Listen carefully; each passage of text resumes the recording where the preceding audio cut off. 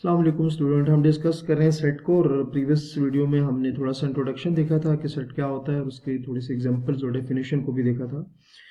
अच्छा, फिर हमने डिस्कस ये किया उसके लास्ट में कि सेट को कितने मेथड्स या कितने वेज में डिस्क्राइब किया जा सकता है। तो स्टूडेंट, सेट को किसी किसी भी सेट को तीन जो तरीके होते हैं, ये तीन तरह से उसको डिस्क्राइब किया जा सकता है।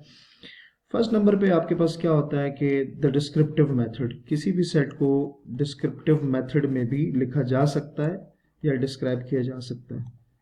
डिस्क्रिप्टिव मेथड, डिस्क्रिप्टिव मेथड, ठीक है student.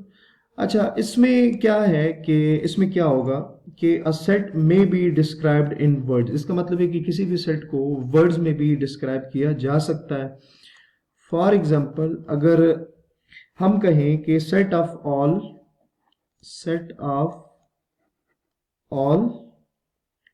Vowels of English alphabets,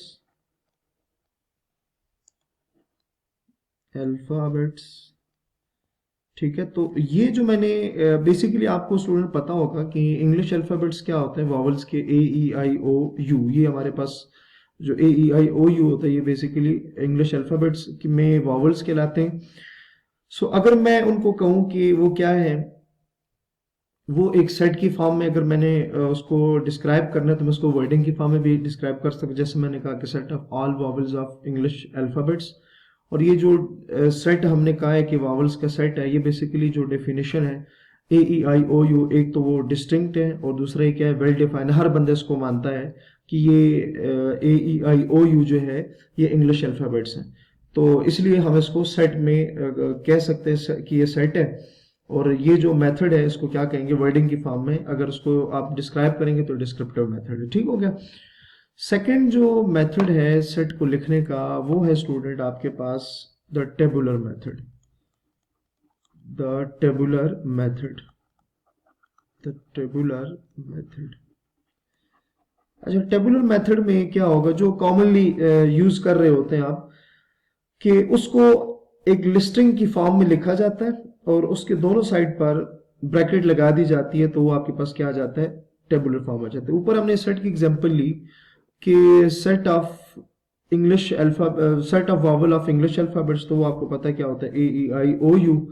सो अगर मैं उसी सेट को लिखूं, वो उधर हमने क्या कहा था, उसको डिस्क्रिप्टिव मेथड में डिस्कस किया था। अब हम उसको उसी सेट की डेफिनेशन या एग्जांपल को हम क्या करेंगे, टेबुलर फॉर्म में अगर कन्वर्ट करें तो क्या आ जाएगा, वो जो लिखा हुआ था कि set of vowels of English alphabets, तो क्या आएगा, ए ई आई ओ यू।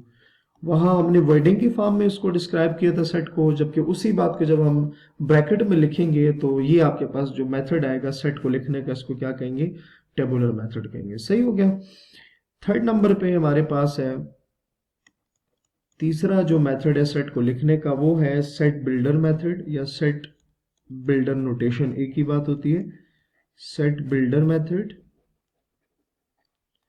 और set builder notation, set builder notation, ये दोनों बातें एक ही होती हैं। अच्छा, इसमें क्या होता है कि इसमें हम कुछ स्पेशल जो साइन है वो यूज करते हैं सेट को लिखने के लिए। फॉर एग्जांपल, इसी सेट को जो ऊपर हमने ए में एग्जांपल ली है सेट की, अगर उसी को सेट बिल्डर नोटेशन में लिखा जाए तो हम उसको लिख सकते हैं। कैसे लिखेंगे, उसमें कुछ नोटेशन यूज की जाती है कि x such that x belongs to, sorry, x such that x is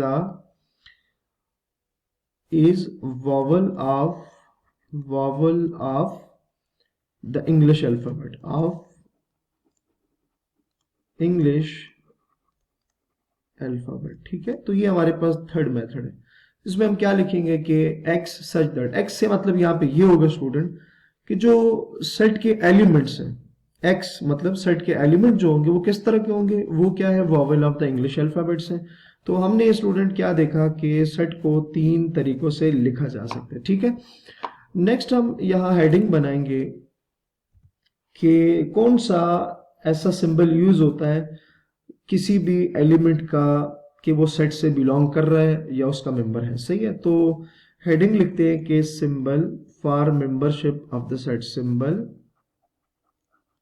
for the membership, for the membership of the set.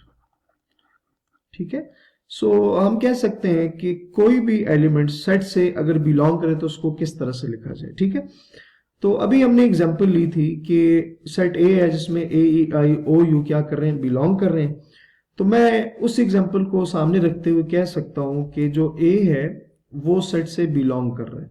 तो हम क्या लिखेंगे कि A is belonging from the set A. ठीक है, और अगर आप देखें तो बी उसमें से बिलोंग नहीं करता, तो मैं लिखूंगा कि B does not belongs to, उसमें क्या वही साइन पे एक लाइन लगा देंगे, does not belongs to A, क्योंकि ए में क्या था, वॉवल्स थे, तो वॉवल्स क्या होते हैं ए ई आई ओ यू, तो ए तो उसमें से बिलोंग करेगा, लेकिन जो बी है उसमें से बिलोंग नहीं करेगा। ठीक हो गया स्टूडेंट। आगे हमारे पास नेक्स्ट जो हम डिस्कस करने जा रहे हैं उसमें डिफरेंट सेट्स हैं। डिफरेंट सेट की जो है हमने कैटेगरीज बनाई हुई कि अगर किसी सेट में ये वाली वैल्यूज होंगे तो सेट को ये नाम दिया जाता है, तो वो हम डिस्कस कर लेते हैं। सो सबसे पहले आपके पास जो सेट आएगा वो होगा सेट ऑफ नेचुरल नंबर, इसको n से डिनोट किया जाता है। और सेट ऑफ नेचुरल नंबर में क्या होता है 1 2 3, 1 से नंबर स्टार्ट होते हैं और चलते जाते हैं। ठीक हो गया। सेकेंड नंबर पे स्टूडेंट हमारे पास इसमें आएगा